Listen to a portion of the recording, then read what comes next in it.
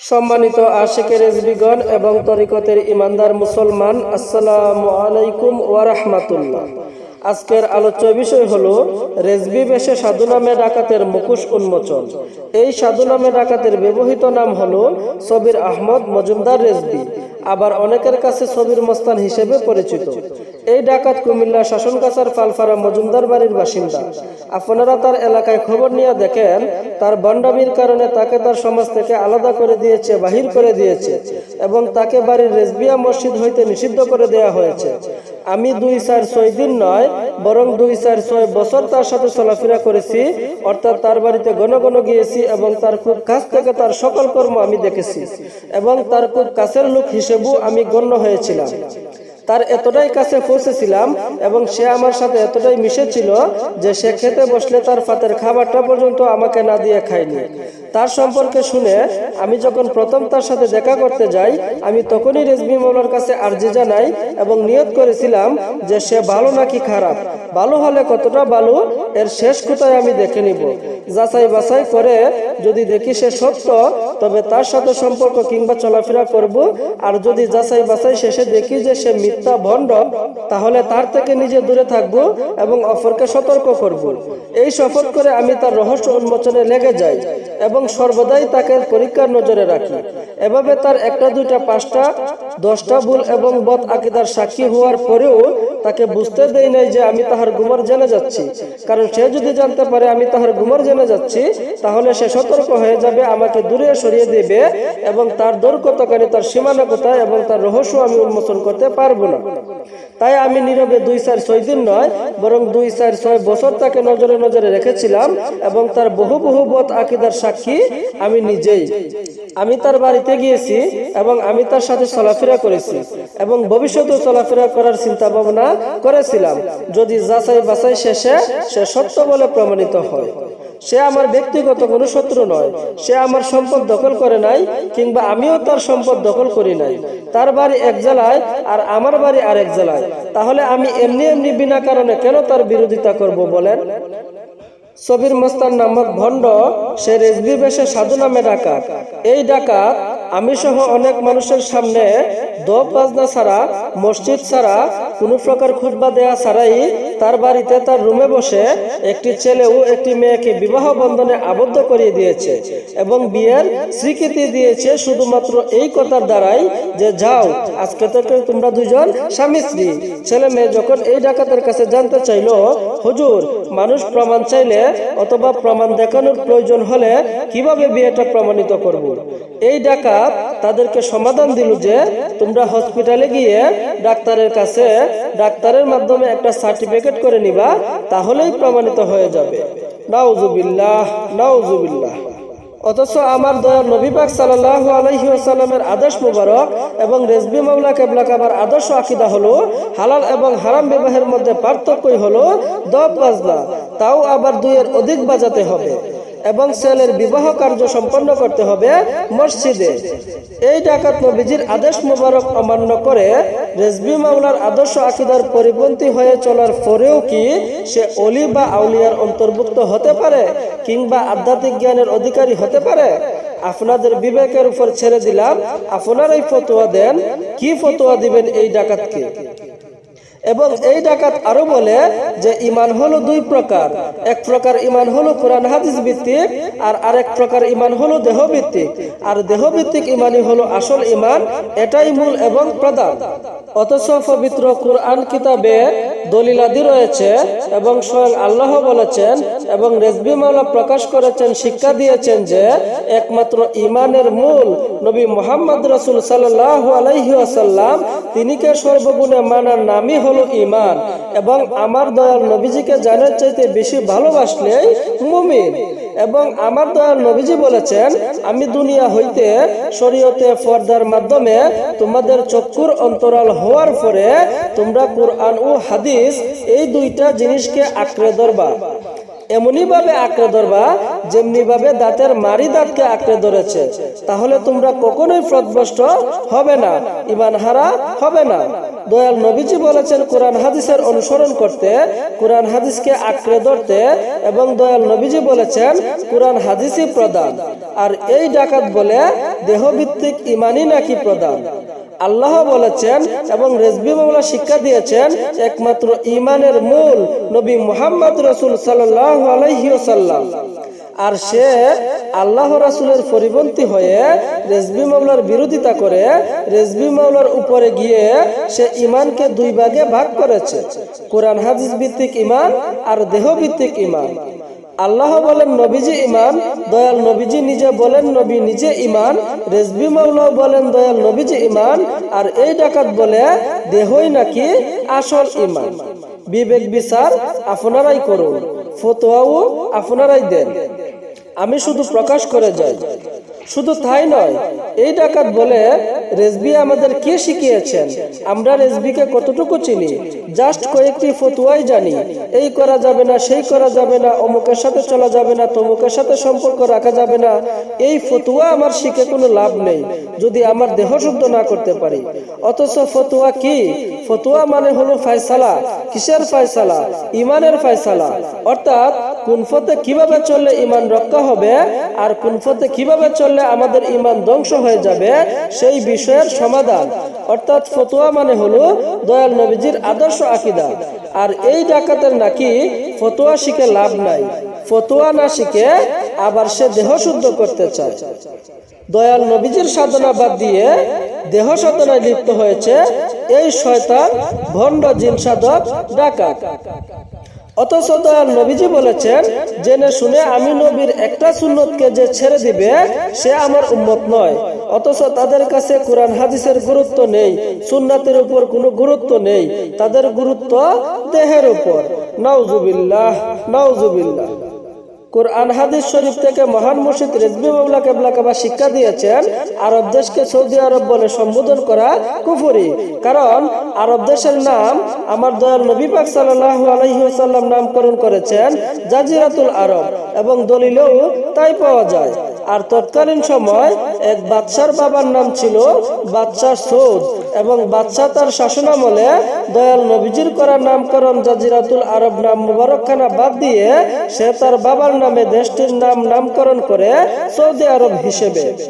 এখন সৌদি আরব বললে বাদশাকে মানা হয়, আর জাজিরাতুল আরব বললে দয়াল নবীজিকে মানা হয়। আমরা সৌদি আরব না বলে আরব দেশ, মক্কা মদিনা শরীফের দেশ, দয়াল নবীজির আগমনের দেশ কিংবা জাজিরাতুল আরব বলে সম্বোধন করতে পারি। আর এজন্যই সৌদি আরব বলে নবীজিকে অমান্য করা হয়, দয়াল নবীজির শানে বেয়াদবি হয়, কুফরি হয়। আর কুফরি হলে তো ইমান ধ্বংস হয়ে যায়। তাই রেজভী মাওলা আরব দেশকে সৌদি আরব বলে সম্বোধন করতে নিষেধ করেছেন। অথচ সে আমি সহ বহু মানুষের সামনে বহুবার সৌদি আরব বলে সম্বোধন করেছে। এবার আপনারাই বলুন তার ইমান কি আছে না গেছে? শুধু তাই নয়, এই ডাকাত তার মাহফিলের ফুস্টারে প্রধান অতিথি এবং বিশেষ অতিথি হিসেবে কাজা মাইনুদ্দিন কাজা গরিবে নেওয়াজ রাদিয়াল্লাহু আনহুকে এবং খিজির আলাইহিস সালামকে প্রকাশ করে থাকে এবং প্রচার করে থাকে, এবং উক্ত মাহফিলের স্টেজে দুইটা খালি চেয়ার সাজিয়ে রাখে খাজা বাবা এবং খিজির আলাইহিস সালামের জন্য। আমার প্রিয় ইমানদার সুন্নি মুসলমান ও তরিকতের আশেকের রেজবিগণ, এই আদর্শ আকীদা কি তরিকায়ে কাদেরিয়ায় আছে নাকি রেজভী মাওলা কেবলা কাবার আদর্শ আকীদায় আছে? হ্যাঁ, আপনারাই তাহার বিচার করুন, তাকে কি বলে ফতোয়া দিবেন। আমি এই ডাকাতের আকীদা অনুযায়ী একটা যুক্তি দেই। সে যে দুই মহান অলির জন্য দুইটা চেয়ার রেখেছে বসার জন্য, আমার নবীজির সম্মান স্থান কোথায় রাখলো? দুইজন মহান অলি হাজির হয়ে চেয়ারে বসার জন্য দুইটা চেয়ার সাজিয়ে রেখেছে, অথচ আমার নবীজির জন্য চেয়ার রাখে নাই। তার মানে তার নবীজির দরকার নাই। লোক দেখানো বন্দিকি করলে আর লোক দেখানো সাধু ফকির সাজলে যা হয় আর কি। এই ছবির ডাকাত আলেমদেরকে হিংসা করে, তিরস্কার করে, বদনাম করে, খারাপ বলে, আলেমের কটূক্তি করে, সমালোচনা করে এবং আলেম হইতে দূরে থাকার হুকুম করে। অথচ আল্লাহর সৃষ্টির মধ্যে সবচেয়ে উত্তম মর্যাদার অধিকারী হচ্ছে আলেম, এবং আলেমগণ হচ্ছে নবীগণের ওয়ারিসদার। এবং রেজভী মাওলা কেবলা কাবা বলেছেন, শত শত হাজার হাজার কোটি কোটি ইবাদতকারীর চেয়ে একজন আলেম বহুগুণ উত্তম। এবং রেজভী মাওলা কেবলা কাবা বলেছেন, বাবারা আলেম হও, আর নিজেরা আলেম হইতে না পারলে সন্তানদের আলেম বানাও, সেটাও না পারলে আলেম হইতে সহযোগিতা করো, সেটাও না পারলে আলেমের সঙ্গী হও। অর্থাৎ কোনো না কোনো ভাবে আলেমের সাথে শরীক থাকতেই হবে, এটাই বুঝিয়েছেন। আলেমের এত মর্যাদা, এত উচ্চ সম্মান। আর এই বন্ড জিন সাধক সবির মাদারি সে মানুষকে আলেম হইতে দূরে রাখে এবং আলেমকে তিরস্কার করে, আলেমের সমালোচনা করে। এই জিন সাধক মাদারি বলে আলেম নাকি হিংসা শিখায়। মূলত আলেমগণ এই ডাকাতের শত্রুর হওয়ার আসল হাকিকত হলো সে তো জিন সাধক, জিন দ্বারা সে কুফরি করে। আর একমাত্র আলেমগণই তো জিনের ফতের কাটা। আলেমগণ তার কুফরিতে বাধা দেয়, তাই সে আলেমের বিরোধিতা করে। কারণ আলেম যে তার কাজে বাধা দেয়, জিনকে শয়তানি করতে দেয় না। এই জিন সাধক ডাকাত আরো বলেছে, সে আমাকে বলে কুমিল্লা ভার্সিটিতে নাকি সে উচ্চ পর্যায়ে পড়ালেখা করেছে, অথচ তার হাতের লেখা চেক করে দেখুন, 10টা শব্দ লিখলে 8টা অক্ষরই ভুল। কত বড় বাটপার, ধোঁকাবাজ চিন্তা করেন। এই জিন সাধক ডাকাত সবিরা মাদারি সে মানুষকে স্বামী স্ত্রী হইতে দূরে রাখে, সবাইকে বলে স্বামী স্ত্রী মিলন করলে নাকি সাধন হবে না, এই জন্য সে নাকি তার বউয়ের কাছে থাকেনি এবং থাকেও না। অথচ তার 2-1টা সন্তান রয়েছে। এখন তো বলতে হয়, এগুলো কি আরেক বেডারে দিয়া উঠাইছে? এবং এই মাদারি আরো বলে তার বউ নাকি তার মা হয়, আর এই জন্যই নাকি তার বউকে সে বউ না বলে আম্মা হিসেবে ডাকে। নাউজুবিল্লাহ, নাউজুবিল্লাহ। চিন্তা করুন এই মাদারি কেমন মাদারি। অথচ রাসূল পাক সাল্লাল্লাহু আলাইহি ওয়াসাল্লাম বলেছেন, এবং রেজভী মাওলা কেবলা কাবাও বলেছেন, বিয়ে করলে স্বামী স্ত্রী মিলন করা ওয়াজিব, মিলন করতেই হবে। এবং স্বামী স্ত্রীর মিলন অনেক বড় ইবাদতে পরিণত হয়। আর আমার রাসূল পাক সাল্লাল্লাহু আলাইহি ওয়াসাল্লাম আরো বলেন, স্বামী স্ত্রীর হাসিতে আল্লাহ হাসেন, স্বামী স্ত্রীর খুশিতে আল্লাহও খুশি হন। এবং আমার রাসূল পাক সাল্লাল্লাহু আলাইহি ওয়াসাল্লাম আরো বলেন, অন্তরে আল্লাহ রাসূলের মহব্বত নিয়ে স্বামী যদি স্ত্রীর প্রতি এবং স্ত্রী যদি স্বামীর প্রতি মায়ার নজরে, মহব্বতের নজরে একটিবার দৃষ্টি দেয়, তবে একটি হজের সওয়াবের মর্যাদা পাওয়া যায়। আমার দয়াল নবী পাক সাল্লাল্লাহু আলাইহি ওয়াসাল্লাম আরো বলেছেন, নারী ছাড়া পুরুষ হলো অর্ধেক, নারী ছাড়া পুরুষ পরিপূর্ণ নয়, তাই নারীকে বলা হয় পুরুষের অর্ধাঙ্গিনী। আর আমার মহান আল্লাহ তাআলা বলেন, আমি আল্লাহর পরে যদি কাউকে সেজদা দেওয়ার বিধান থাকতো, তবে আমি প্রত্যেক স্ত্রীকে হুকুম করতাম তার স্বামীকে সেজদা দেওয়ার জন্য। এবং দলিলা দিতেও রয়েছে, এবং রেজভী মাওলা কেবলা কাবাও বলেছেন যে স্বামীর মর্যাদা তার স্ত্রীর কাছে রব সমতুল্য। স্বামী স্ত্রীর সম্মান, মর্যাদা এবং স্বামী স্ত্রীর সম্পর্কটা এতই মধুর, এতই উচ্চ সম্মানের, এতই উচ্চ মাকামের। অথচ এই বন্ড ছবির মাদারি, জিন সাধক মাদারি মানুষদের এত মহান উচ্চ মাকামের মর্যাদা হইতে বঞ্চিত করছে, স্বামীকে তার স্ত্রী হইতে আলাদা করে দিচ্ছে। এই যে এই ভণ্ড ছবির নামক মাদারি স্বামীকে স্ত্রী হইতে আলাদা করছে, তার মূল হাকিকত হলো জিন। সে তো জিন দ্বারা কুফরি করে এবং জিন দ্বারা মহিলাদের সাথে সহবাস করে। আর এই জিনগত কারণেই সে স্বামী হইতে স্ত্রীকে আলাদা করে দেয়। নাউজুবিল্লাহ, নাউজুবিল্লাহ। আপনারা চিন্তা করুন এই মাদারি কত বড় বদমাইশ। তারপরেও কি আপনারা এই মাদারিকে আধ্যাত্মিক সাধক বলবেন? বিবেক আপনাদের, বিচারও আপনাদের। এই বন্ড জিন সাধক আরো বলে সে নাকি রেজভী মাওলার হাতে এবং কেল্লা বাবার হাতে সশরীরে টাকা দেয়। কেমন শয়তান চিন্তা করেন। রেজভী মাওলা পর্দা করেছেন আজকে 11 বছর হইতেছে, আর কেল্লা বাবা পর্দা করেছেন আজকে বহু বছর হয়। উনাদের কি এখন টাকার প্রয়োজন আছে? অথচ সে নাকি নিজের হাতে নিয়ে উনাদের হাতে টাকা দেয়। মানুষের ভিতরে ঢুকে জায়গা করে নেওয়ার জন্য, মানুষের মন পাওয়ার জন্য, মানুষের নিকট বিশ্বাসযোগ্য হওয়ার জন্য যত যা কিছু করা লাগে, যত মিথ্যা বলা লাগে, যত যাই করা লাগে, যত যা আকাম কুকাম করা লাগে, এই বন্ড জিন সাধক সবই করে, তার কোনো কিছুই কমতি রাখে না।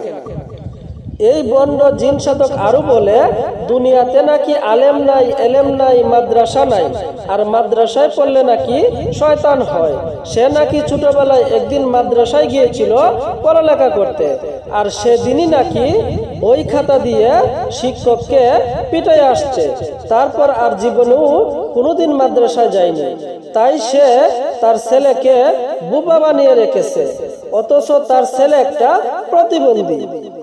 মাদারির এই বক্তব্যের মূল হাকিকত হলো, সে তো নিজেকে আধ্যাত্মিক অলি দাবি করে।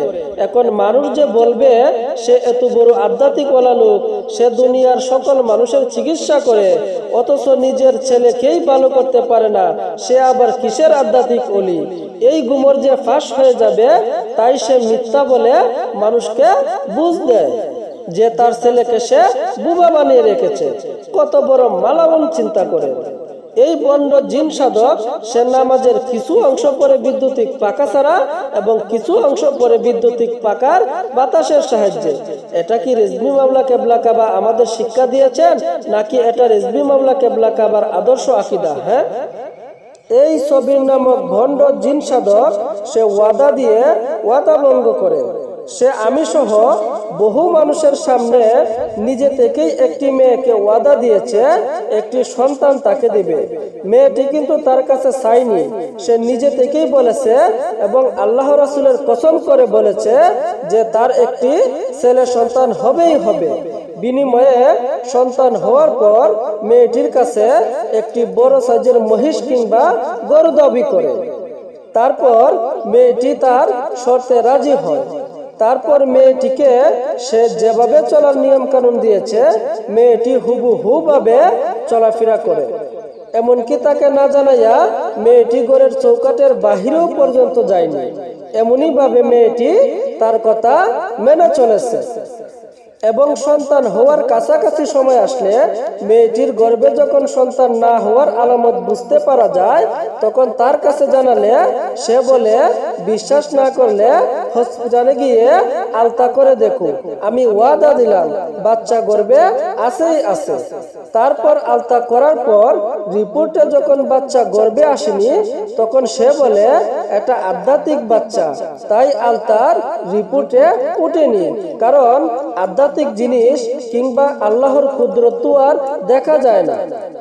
তারপর সে মেয়ে এবং মেয়ের পুরো পরিবারের সাথে আল্লাহ রাসূলের কসম করে ওয়াদা দেয় এবং বাচ্চা হওয়ার তারিখও নির্ণয় করে দেয়। এবং সে আল্লাহ রাসূলের দোহাই দিয়ে মেয়েটিকে বলে, যদি বাচ্চা না হয় তাহলে আমার মুখে এসে প্রস্রাব করে দিও। তারপর পুরো একটা বছর মেয়ের পরিবার থেকে হাজার হাজার টাকা নেয় বাচ্চার উসিলা করে। অথচ বাচ্চা হওয়ার দিন যখন আসলো, তখন সে বলে একটু পরেই ডেলিভারি হবে, তোমরা হসপিটালে গিয়ে একটা আলতা করে নাও। আলতা করানোর পর যখন তাকে ফোন করে জানানো হলো যে গর্ভে তো কোনো বাচ্চা নেই, তখন সে বলে, আরে বাচ্চাটা কই জানি চলে গিয়েছে, আবার আল্লাহ চাইলে আগামী বছর হতে পারে। এই বলে এই হারামজাদা ফোন কেটে দেয়। এখন আপনারাই বলুন, এই সবিরা মাদারিকে কি আধ্যাত্মিক অলি বলবেন নাকি আধ্যাত্মিক শয়তান বলবেন? এরকম একটা দুইটা নয়, বরং বহু বহু প্রমাণ আমার কাছে রয়েছে, আমি দিতে পারবো আপনাদের কাছে। আমার এক প্রতিবেশী বোন এই ভণ্ড মাদারির কাছে যায় তার কাছে একটি রোগের সমস্যা নিয়ে। তখন এই বোনটির কাছে সে ওয়াদা দেয় যে তাকে একটি গরু দেওয়ার জন্য, বিনিময়ে তার রোগ চিরতরে ভালো হয়ে যাবে। এই মাদারির কথা মতো বোনটি প্রায় 50 থেকে 60 হাজার দিয়ে একটি গরু তাকে দেয়। কিন্তু ওই বোনটি সামান্য কিছুদিন ভালো ছিল, তারপর আগের মতোই আবার সে পরিপূর্ণ অসুস্থ হয়ে পড়ে। তারপর আরেকটি মেয়ের কিডনিতে পাথর হলে তার সমাধানের জন্য এই সবিরা মাদারির কাছে যায়। তখন মেয়েটিকে আল্লাহ রাসূলের কসম দিয়ে ওয়াদা দেয় যে পাথর থাকবে না, এবং কিছুদিন পরে সেই মেয়েটিকে বলে পাথর নেই। তখন নিশ্চিত হওয়ার জন্য মেয়েটি তার অনুমতি নিয়ে যখন আলতা করে তখন রিপোর্টে দেখা যায় পাথর নেই, অথচ মেয়েটির পেটে সর্বদাই মারাত্মক ব্যথা করত। মেয়েটির ব্যথার কথা এই ভণ্ড মাদারিকে জানালে সে আল্লাহ রাসূলের কসম দিয়ে বলে পাথর নাই, বিশ্বাস না করলে আলতা করে দেখো। তখন মেয়েটি একটা দুইটা নয়, তার অনুমতি নিয়ে অনেকগুলো আলতা করায়, কিন্তু রিপোর্টে আসে পাথর নেই। অথচ ব্যথায় মেয়েটি কাতর হয়ে মৃত্যুর শয্যায় চলে যাচ্ছিল। তারপর একদিন মেয়েটি এই মাদারিকে না জানিয়ে একটি আলতা করে, তখন রিপোর্টে আসে বিরাট বড় এক পাথর। পাথরটা এতই বড় ছিল যে ডাক্তার দেখে নিজেই হতভম্ব হয়ে গেছে এবং রাগারাগি করছে মেয়েটির সাথে যে এত বড় হলো কি করে, এখন তো বাঁচানো দায়, রিস্ক হয়ে যায়। এখন এই কথা শুনে তো আপনারা নিজেই হতভম্ব হয়ে গেছেন, তাই না? এর মূল হাকিকত কি? এর মূল হাকিকত হলো জিন। মেয়েটি যখনই এই ভণ্ড মাদারিকে জানিয়ে আলতা করতে যায়, তখন এই জিন সাধক তার জিন দিয়ে মেয়েটির কিডনির পাথর অদৃশ্য করে দিত, যাতে রিপোর্টে না আসে। আর মেয়েটি যখন এই ভণ্ড জিন সাধককে না জানিয়ে আলতা করতে যায়, তখন পাথর ধরা পড়ে যায়, কারণ তখন তো জিনের বাধা নেই। তারপর আমার এক চাচাতো বোনের পেটের ভিতরে একটি রোগ দেখা দিলে এই মাদারির কাছে যায়। তখন এই মাদারি আমার বোনকে কথা দেয় যে ভালো হয়ে যাবে। এই বলে পুরো একটা বছর তাদের কাছ থেকে টাকা পয়সা লুটপাট করে। এক বছর পরে এই মাদারি আমার চাচাতো বোনকে বলে, তোমরা অপারেশনে চলে যাও। চিন্তা করছেন কত বড় বাটপার, ধোঁকাবাজ শয়তান? এরকম একটা দুইটা প্রমাণ নয়, বরং বহু বহু প্রমাণ সরজমিনে আমি দেখাতে পারবো এবং দেখাতে প্রস্তুত রয়েছে। এখন আপনারাই বিবেক করুন, কোন অলিয়া উলিয়া কি ওয়াদা ভঙ্গ করতে পারে? তাও একটা দুইটা ওয়াদা নয়, বরং বহু বহু ওয়াদা। কোন ওয়াদা ভঙ্গকারী কি অলিয়া উলিয়া হতে পারে? আমার দয়াল নবী পাক সাল্লাল্লাহু আলাইহি ওয়াসাল্লাম বলেছেন এবং রেজবি মাওলাও শিক্ষা দিয়েছেন যে ওয়াদা ভঙ্গকারী হলো মুনাফিক। এই ছবির নামক ভণ্ড জিন সাধকের মুখের ভাষা এত জঘন্য, এত অশ্লীল, যা বলার বাহিরে। সে নারীদের আপত্তিকর জিনিস নিয়েও ওপেন গালাগালি করে। এবং একদিন এক গরিব মহিলা তার কাছে রোগের জন্য পানি পড়া নিতে আসে। তখন এই মহিলার কাছে একটা মহিষ দাবি করে। তখন মহিলা বলে, বাবা রে, আমি গরিব মানুষ, একটা মুরগি দেওয়ার ক্ষমতাও আমার নাই, সেখানে আমি মহিষ দিব কি করে? বাবা রে, আমাকে একটু দয়া করেন, আমি গরিব অসহায়। তখন এই বন্ড জিন সাধক তুই তুকারি করে মুরব্বী মহিলাকে বলে, আল্লাহ গরিব বুঝে না, যেদিন মহিষ দিতে পারবি সেদিন আমার এরিয়ায় আসবি, এর আগে খবরদার আমার এরিয়ায় আসবি না। এভাবে অশ্লীল ভাষায় গালাগালি করে জোর করে মহিলাকে তার বাড়ি থেকে বের করে দেয়। তারপর এই বন্ড জিন সাধক আরো বলে যে বাংলাদেশের সাবান তৈরি করা হয় শুয়ারের তেল দিয়ে, তাই শরীরে এই সাবান ব্যবহার করলে নাকি সাধন ভজন হবে না। অথচ রেজবি মাওলা কেবলা কাবা স্বয়ং নিজে সাবান ব্যবহার করেছেন এবং এই মাদারির ওখানেও সমস্ত কাজকর্ম চলে এই দেশি সাবান দিয়ে। এই ছবির নামক ভণ্ড জিন সাধক চিংড়ি, শীতল শুটকি নিজেও খায় এবং অপরকেও খাওয়ায়। অথচ চিংড়ি, শীতল শুটকি খাওয়া হারাম এবং রেজবি মাওলা কেবলা কাবা নিষেধ করেছে। এবার আপনারাই বলেন, এই ভণ্ড জিন সাধক কি আউলিয়া নাকি দেউলিয়া? এই ভণ্ড জিন সাধক কি আধ্যাত্মিক অলি নাকি এই ভণ্ড জিন সাধক আধ্যাত্মিক শয়তান? আপনারাই বিচার করুন।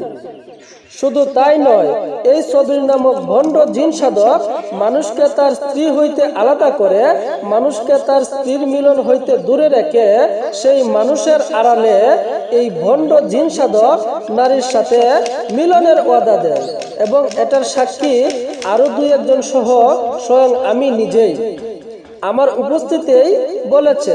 এবং এই ভণ্ড জিন সাধক ওই নারীকে আরো বলে যে দেহ মিলনই হলো আসল সাধনা এবং তার চেয়েও বড় সাধনা হলো মিলনের সময় আউট না করে মিলন করা।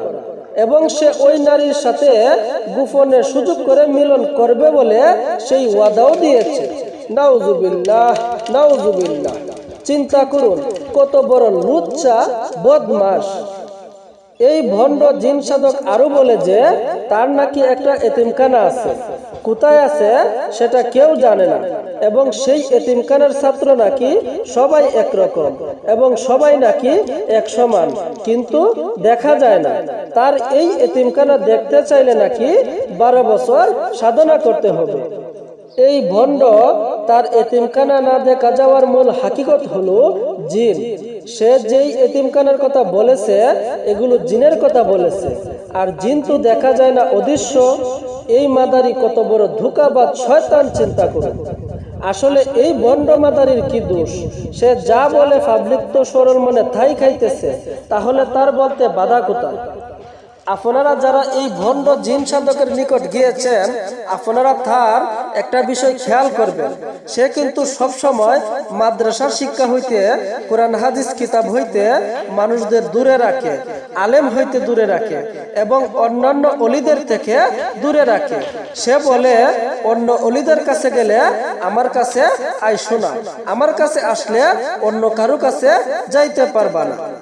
মানুষকে এই সমস্ত কিছু হইতে দূরে রাখার মূল হাকিকত হলো তার কাজকর্ম তো কোরআন হাদিস কিতাবের বাহিরে, আলেমের বাহিরে এবং অন্যান্য অলির বাহিরে।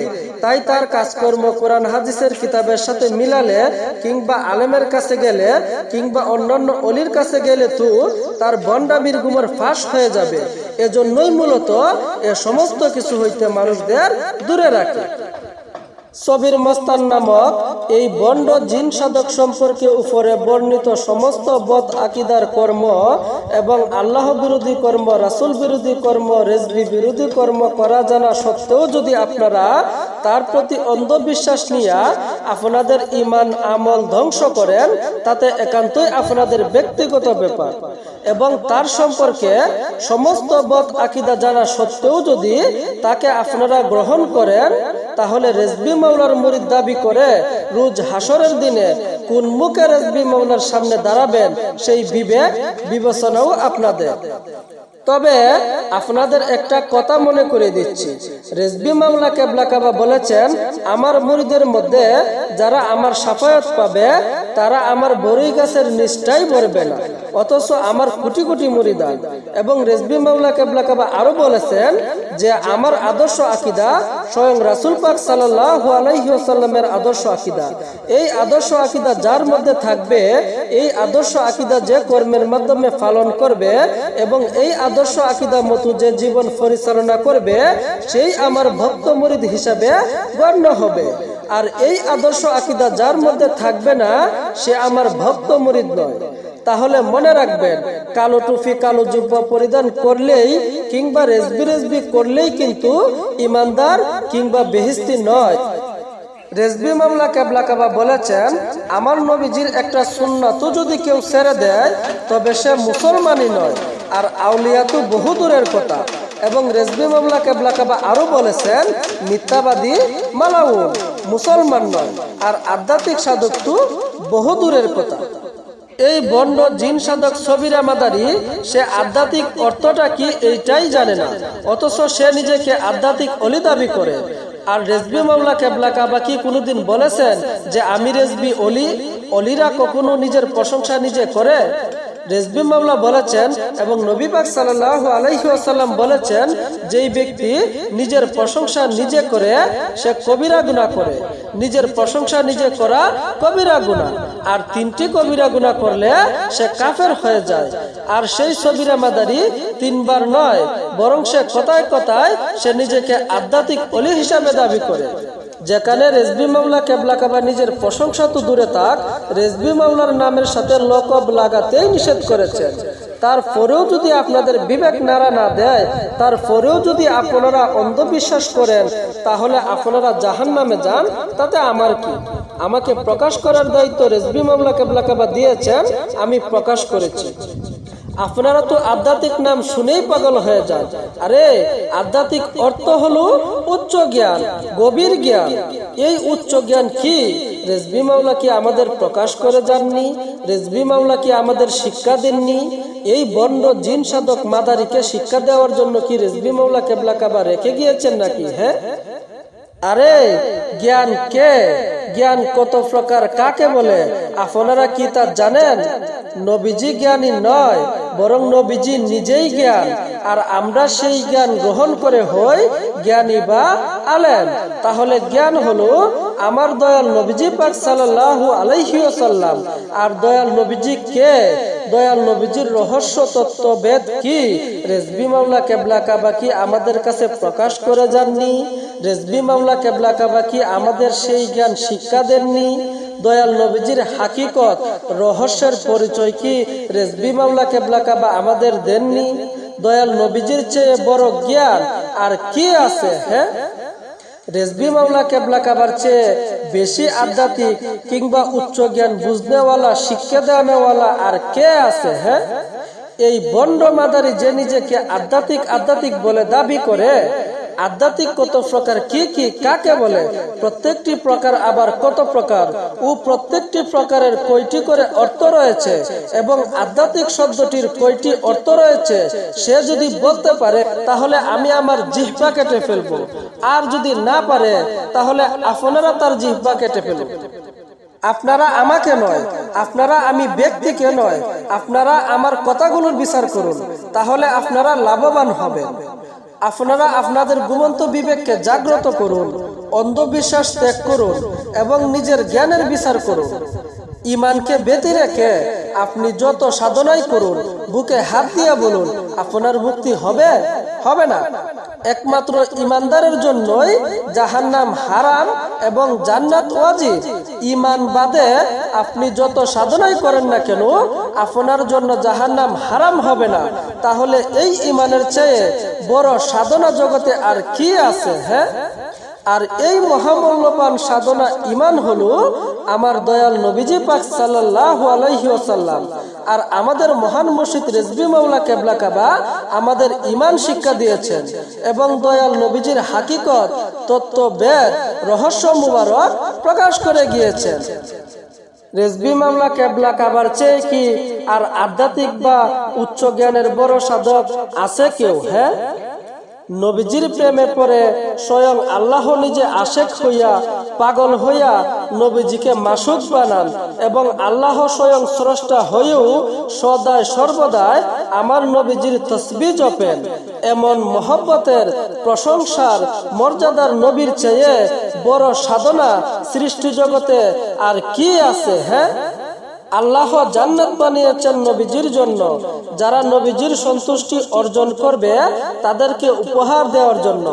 আবার আল্লাহ জাহান্নামও বানিয়েছেন নবীজির জন্য। যারা নবীজির সাথে বেয়াদবি করবে, দুশ্মনী করবে, অসন্তুষ্ট করবে তাদেরকে শাস্তি দেওয়ার জন্য। আমার রেজবি মাওলা কেবলা কাবা চর্মচোখ মুবারকে সশরীরে দয়াল নবীজিকে 70 বারেরও অধিকবার দেখেছেন এবং দয়াল নবীজিকে, দয়াল নবীজির রহস্য মুবারক কি সেই তত্ত্ববেদ পরিচয় স্বয়ং রেজবি মাওলা কেবলা কাবাই আমাদের দিয়েছেন। তাহলে আপনারা এর বাহিরে গিয়ে আর কার সাধনা করতে চান? রেজবি মাওলার শিক্ষার বাহিরে গিয়ে আর কার কাছে গিয়ে কি শিখতে চান, কি পেতে চান? হ্যাঁ, মানুষটা আপনি, তাই জ্ঞান আপনাদের, মাথাটাও আপনাদের, বিবেক আপনাদের, বিচারও আপনাদের। তারপরেও যদি জেনে বুঝে আপনারা অন্ধবিশ্বাস করে জাহান্নামের চৌরাস্তায় যান তাতে আমার কি? আমার ইমানি দায়িত্ব আমি পালন করলাম। এই সবরি নামক ভণ্ড জিন সাধক সবাইকে শিক্ষা দেয়। সে বলে রাতে পানি রাখা কলসের মধ্যে ঢাকনা যেন না থাকে, জিনে নাকি রাতে এসে পানি খাবে। চিন্তা করেন কত বড় ধোঁকাবাজ, কত বড় পাটপার। পুকুর, খাল, বিল, নদী, নালা, সাগর সহ 7 সমুদ্র 13 নদী থাকার পরেও কি জিনের পানি খাওয়ার অভাব পড়ছে যে জিন মানুষের ঘরের কলস থেকে পানি খেতে হবে? অথচ দয়াল নবী পাক সাল্লাল্লাহু আলাইহি ওয়াসাল্লাম বলেছেন কলসের ঢাকনা যেন রাতে খোলা না থাকে, পানির রাখার কলস যেন সব সময় রাতে ঢাকনা দিয়ে ঢাকা থাকে। দয়াল নবীজি বলেছেন ঢেকে রাখতে, আর এই ভণ্ড শয়তান বলে ঢাকনা খুলে রাখতে। নবীজির আদর্শের পরিপন্থী হয়ে চলার পরেও কি সে আধ্যাত্মিক ওলি হতে পারে? আর আধ্যাত্মিক ওলির নমুনা কি এইগুলো? আর আপনারা কি এইগুলো মেনে নেবেন? আজকের এই অবস্থা সম্পর্কে দয়াল নবীজি আগেই ভবিষ্যৎবাণী করে গিয়েছেন। এই আখিরি জামানায় মূর্খরা, ভণ্ডরাও বড় বড় সাধক, বড় বড় অলির রূপ ধারণ করবে, কিন্তু মূলত তারা স্বার্থপর, ধোঁকাবাজ, লোভী, শয়তান। তারপর এই সবির নামক ভণ্ড জিন সাধক মাদারি সে রেজবিয়া দরবার শরীফের দুইজন রাহবার, দুইজন কর্ণধারকে গালি দিয়েছে। রেজবিয়া দরবার শরীফের বাৎসরিক উরুস শরীফ 10-11 ফাল্গুন একবার যখন বন্ধ ছিল, অর্থাৎ যে কোনো কারণে বা পারিবারিক কারণে যখন উরুস শরীফ হয় নাই, সেই উরুসের সময় সে আমার উপস্থিতিতেই রেজবি মাওলার আদরের নাতি শাহ সুফি হজরত বদরুল আমিন রেজবি হুজুর কেবলা এবং রেজবি মাওলার উরুসজাত সন্তান ডাক্তার কারি কাজী হজরত সিরাজুল আমিন রেজবি হুজুর কেবলাকে গালি দিয়েছিল। এরকম বহু বহু কুকর্মতার রয়েছে, তার মধ্যে আমি অল্প কিছু তুলে ধরলাম মাত্র। একদিন রেজবি মাওলা কেবলা কাবার একজন ভক্ত আসে এই ভণ্ড জিন সাধকের সমালোচনা করেছে এবং তাকে ভণ্ড বলে গালি দিয়েছে। তার গালির জবাবে এই ভণ্ড মাদারি উত্তর দিয়েছে, আসু মাজারে প্রমাণ হবে কে সত্য কে মিথ্যা। উজু করে মাজারে গিয়া যদি লাথি দিয়া বেঁচে থাকো, তবে আমার সব সম্পত্তি তোমার নামে লিখে দিব। চিন্তা করেন কত বড় পাট। আরে সে তো মাজার শরীফ মান্য করে, সে তো মাজার শরীফকে বন্ড বলে গালি দেয়নি, বরং সে তো তুই বন্ড জিন সাধককে গালি দিয়েছে। তাহলে তুই তোকে লাথি দেওয়ার চ্যালেঞ্জ না করে তুই মাজার শরীফকে লাথি দেওয়ার চ্যালেঞ্জ করিস কেন? হ্যাঁ, এই ছবির মস্তান নামক বন্ড জিন সাধক মাদারি শুধু মাজার মাজার মাজার মাজার করে এবং আধ্যাত্মিক বলে মানুষকে তার প্রতি দুর্বল করে। সে বলে, তোমরা আসো আমার কাছে, আমি আধ্যাত্মিক অলি, আমি আধ্যাত্মিক লোক, আমি আলেম নয়, কোরআন হাদিসের লোক নয়, কিন্তু আমার কাছে আধ্যাত্মিক শক্তি আছে, আমি আধ্যাত্মিক পাগল, আমার মাজার আছে। তাই আসো, আমি চ্যালেঞ্জ করলাম, শাহ আব্দুল্লাহ গাজীপুরি মাজারে আসো, আমি ওযু করব, তুমি ওযু করবা, পরে তুমি মাজারে একটা লাথি দিবা। যদি তুমি মাজারে লাথি দিয়া বেঁচে থাকো, তবে আমার জায়গা জমি সব তোমার নামে দলিল কইরা দিমু। আর যদি তুমি লাথি দিয়া মইরা যাও, তবে তোমার সব জায়গা সম্পদ আমার নামে লেখা দিবা। আসলে কি কার সাহস আছে? তার এই সমস্ত ইমোশনাল কথা শুনে মানুষ তার প্রতি দুর্বল হয়ে তার ফানা হয়ে যায়। তার এই সমস্ত কথা শুনে মানুষ তার মায়ায় পড়ে মানুষের নিজেদের বিবেক বিচার হারিয়ে ফেলে। আরে এই সমস্ত কথা তো ওহাবি খারেজি শয়তানদের জন্য, যারা মাজার শরীফ মানে না, যারা ওলি আল্লাহ মানে না, তাদের জন্য এই সমস্ত কথা এবং তাদের জন্য এই সমস্ত চ্যালেঞ্জ। এগুলো তো আমাদের জন্য না। আমরা তো মাজার শরীফ মানি, ওলি আল্লাহ মানি, আমরা কেন মাজার শরীফ লাথি দিব? হ্যাঁ, তুই যেহেতু এত মাজার মাজার মাজার মাজার করস, তাহলে তোকে আমি একটা চ্যালেঞ্জের অফার দিতেছি। তুই রেজবিয়া দরবার শরীফ আয়, তুই ওযু করবি, আমি ওযু করব। তারপর তুই রেজবি মাওলা কেবলা কাবার মাজার শরীফে একটা লাথি দিবি। যদি লাথি দিয়া তুই বেঁচে থাকুস, তবে তুই হক বলে প্রমাণিত হবি। আর যদি তুই মরে যাস, তাহলে তুই বন্ড বলে প্রমাণিত হবি। আর নয়তুবা আমি তোকে গনে গনে 10টা লাথি দিব। দেখি তুই কেমন আউলিয়া, দেখি তুই কেমন ওলি, দেখি তুই কেমন আধ্যাত্মিক পাওয়ারের পাগল, এবং দেখি তুই কেমন আধ্যাত্মিক সাধক।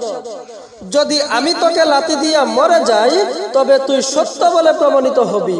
আর যদি তোকে লাথি দিয়া আমি হজম করতে পারি, যদি আমি তোকে লাথি দিয়া বেঁচে যাই, তাহলে প্রমাণিত হবে তুই বন্ড, শয়তান, মালাউন, ধোঁকাবাজ। আয় দেখি রেজবিয়া দরবার শরীফে আমার চ্যালেঞ্জের মোকাবেলা কর। দেখি তোর নিঃশ্বাসে কত দম আছে, দেখি তোর নফসে কত শক্তি আছে, দেখি তোর ইমানের কত জজবা আছে, দেখি তোর প্রেমের কত শক্তি আছে। সুতরাং সাধু সাবধান, গায়ের জুড়ে নয়, কথা হবে ইমানের জুড়ে, কথা হবে সত্যের শক্তির জুড়ে, কথা হবে প্রেমের জুড়ে, কথা হবে দলিলের জুড়ে। গায়ের জুড়ে কথা সবাই বলতে পারে, কিন্তু ইমানের জুড়ে নয়, দলিলের জুড়ে নয়। তোর জিন শয়তান দিয়া তুই আমার একটা লম্বা সিরে দেখা দেখি, দেখি তুই কেমন আধ্যাত্মিক, কেমন আউলিয়া। আমার একটা লম্বা সিরার জন্য তুই যে জিন শয়তান পাঠাইবি ওইগুলা আমার কিচ্ছু করতে পারবে না, বরং তোর পাঠানো জিন শয়তান তোর নিজের লুম্বাই ছিড়বে। কারণ মানুষ আশরাফুল মাখলুকাত, সৃষ্টির সেরা জীব মানুষ। জিন ফেরেশতা মানুষের গোলামি করে।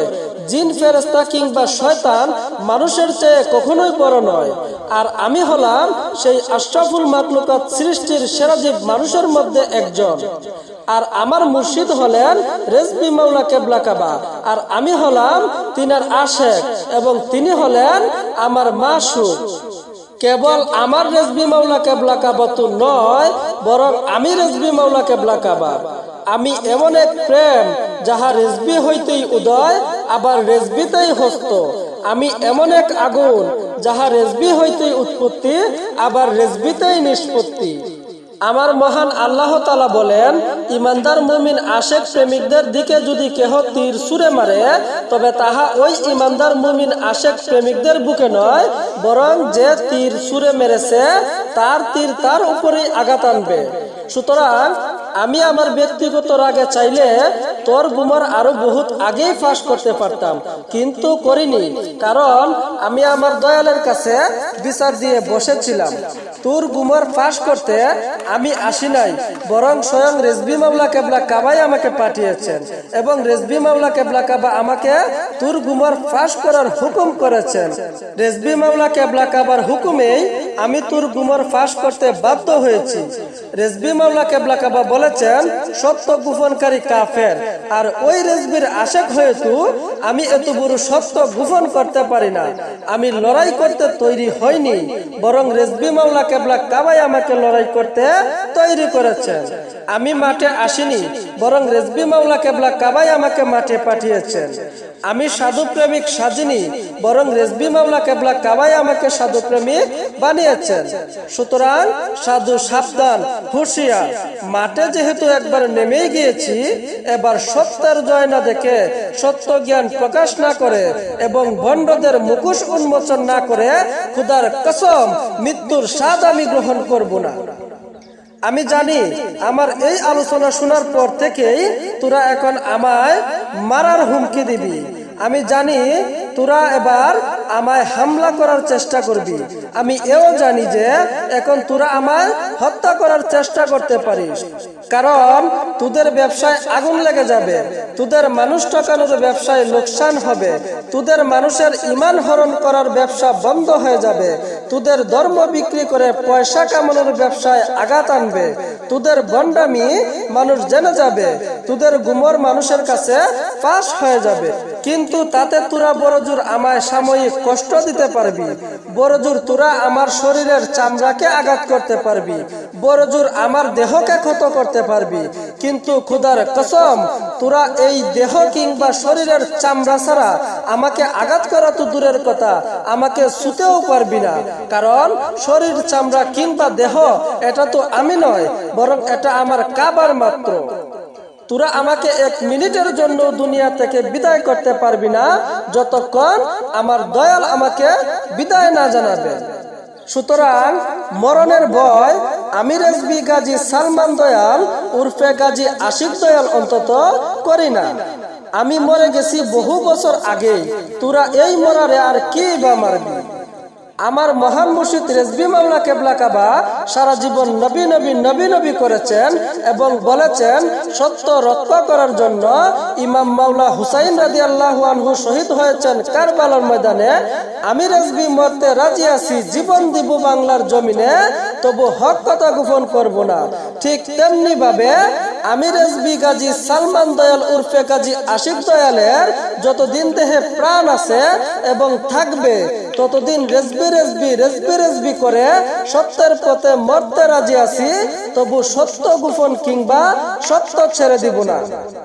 সকলের অবগতির জন্য জানাচ্ছি যে এই ছবির মস্তান নামক বন্ড জাহেল মূর্খ শয়তান হইতে আপনাদের ঈমান আমল হেফাজত রাখুন এবং অপরকে ঈমান আমল হেফাজত রাখতে সহযোগিতা করুন, এবং সকলেই এই বন্ড হইতে দূরে থাকুন এবং অপরকে দূরে রাখুন। আর এটা হলো সকলের ঈমানি দায়িত্ব। আর কেহ না জেনে না বুঝে অযথাই কেউ তর্কে জড়াবেন না। যদি এই বিষয়ে বিস্তারিত কারো প্রমাণ কিংবা বোঝার দরকার হয় তবে সরাসরি আমার সাথে যোগাযোগ করুন। আমি প্রমাণ করার জন্য এবং আপনাদের বোঝানোর জন্য প্রস্তুত রয়েছি ইনশাআল্লাহ। আল্লাহ সমস্ত বন্ড শয়তান বাটপার ধোঁকাবাজ হইতে আমাদের ঈমান আমলকে হেফাজত করার ব্যবস্থা করুন। আমিন। ওমা তৌফিকে ইল্লা বিল্লাহ। আসসালামু আলাইকুম ওয়া রাহমাতুল্লাহ।